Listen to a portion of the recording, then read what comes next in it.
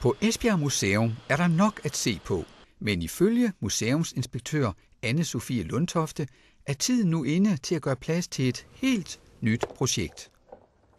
Vi er i gang med at lave et barndomsmuseum. Det er et projekt, vi har arbejdet med i nogle tid nu. Det er Esbjerg Museums nye store satsning. Et barndomsmuseum, som skal fortælle om børns historie, om barndommens kulturhistorie fra 1950 og så frem til i dag. Og nu er det ved at være så konkret, så nu vil vi gerne fortælle noget om museet, fortælle om vores forventninger og vise nogle af de idéer, vi har. Er det så bare en almindelig udstilling? Det er jo en udstilling, som handler om børn, og derfor skal den selvfølgelig også være for børn og deres voksne. Det vi prøver at gøre, når vi opbygger vores udstilling, det er at lave en udstilling, som taler til alle sanser. Der bliver mulighed for at bevæge sig, for at lytte, for at dufte og røre ved ting. Mindst lige så vigtigt. Der kommer til at være et stort område her med forskellige zoner. Der kommer til at være en zone, der hedder Pas på, der handler om, hvad børn er bange for, og hvad voksne er bange for. Og noget af det, børn kan være bange for, det er jo for eksempel at gå ned i den farlige kulkælder, ned i kælderen for at hente kul. Det kan man komme til at prøve. Så kommer der til at være et område, der handler om kæledyr. Og der bliver et lille hundehus, som især nok de mindste kan gå ind i og lære om historien, hvordan bjørnen blev til bamse og kramme nogle af alle dyrene. Et af de vigtigste områder, synes jeg jo, på et barndommens kulturhistorisk museum, det er området, der handler om slik. Vi kommer til at fortælle slikkets historie. Vi kan komme til at snakke om, jamen, må man spise lakrids i dag? Før i tiden spiste man rigtig meget af det. Esbjerg har bestemt en historie at bidrage med i slikafsnittet, fordi Toms skildpadde, som mange af os jo kender, den er faktisk, går historien i hvert fald, opkaldt efter en skildpadde, der strandede i 1951 her i Esbjerg.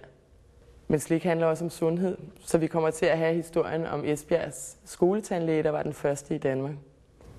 Hvorfor er det så vigtigt at indrette et barndomsmuseum? Jamen det er det, fordi der i Danmark slet ikke er nogen museer, der målrettet beskæftiger sig med børnenes historie efter 1950. Og et museum fortæller historier gennem ting, gennem genstande. Og det vil sige, at hvis ikke der er nogen museer, der påtager sig den her opgave, så går genstandene tabt. Vi lever i en brug- og smid væk-kultur, så ting, vi ikke bruger mere, de ryger altså ud. De bliver ikke gemt på loftet, eller de går ikke i arv. Og især de ting, der betyder noget for børn, smådimser fra kinderæg, de første træsko, de ryger ud. Så hvis ikke der er nogen museer, der samler det ind, så går det simpelthen tabt, og bliver ikke bevaret for eftertiden. Så det er meget vigtigt, at der er nogen, der går ind og påtager sig den opgave. Den store model er udarbejdet af scenografen Sigrid Bennike.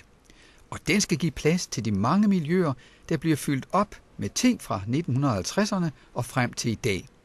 Men er det ikke usædvanligt, at et museum beskæftiger sig med en tidsramme, der næsten er nutid?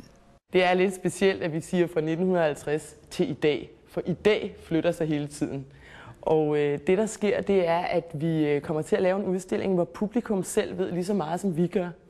Og derfor kommer de med ind, fortæller historien, kan formidle til deres børn, hvordan har det været at være barn, da jeg var barn.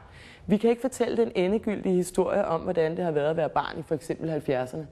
Fordi det går der masser af voksne rundt, som ved meget mere om, end vi gør. Vi kommer til at sætte en debat i gang, en diskussion, så generationerne kan snakke med hinanden om det.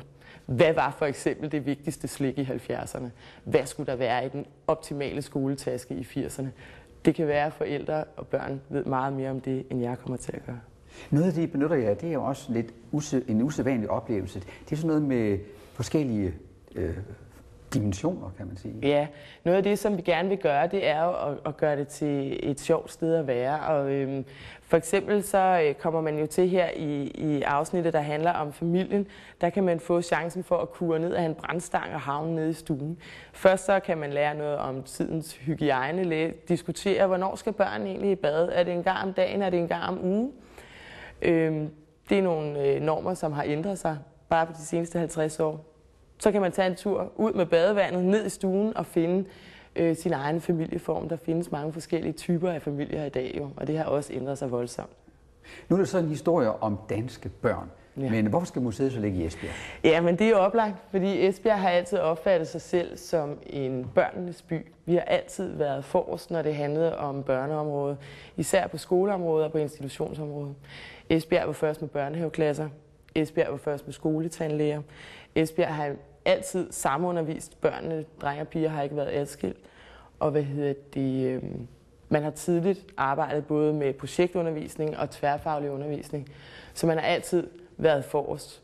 Vi har pædagoguddannelsen, vi får læreruddannelsen igen. Det er oplagt, at Esbjerg, som er en børneby, også går forrest, når det handler om barndommens kulturhistorie. Og hvornår får vi så Barndomsmuseet? Om et par år, men folk kommer til at høre meget mere til det inden da, for vi har jo brug for hjælp.